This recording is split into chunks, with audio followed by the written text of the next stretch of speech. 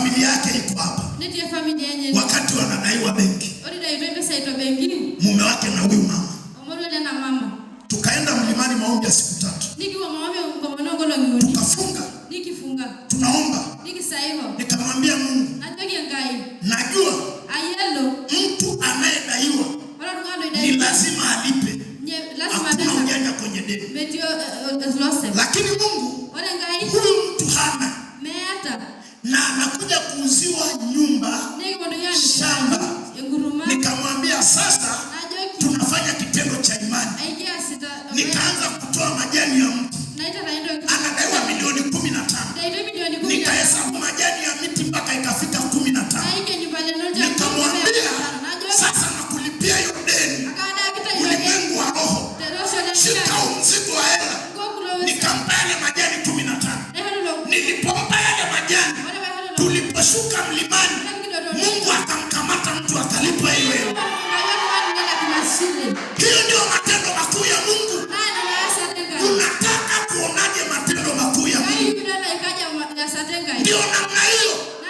Lakini ungeanza kudaiwa, ungeona watu wanakuja kukufilisi, unapeleka mawazo yako kule, unashangaa umepata pressure.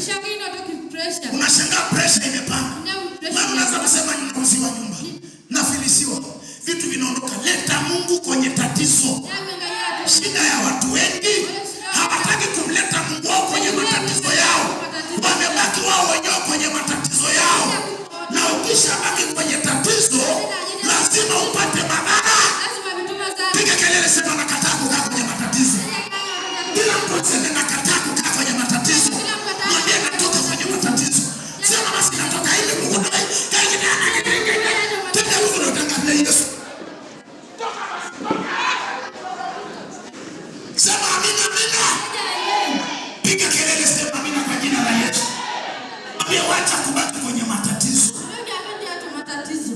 Mchukue Mungu, muite kwenye matatizo yako. Mketishe kwenye matatizo yako. Sema amina.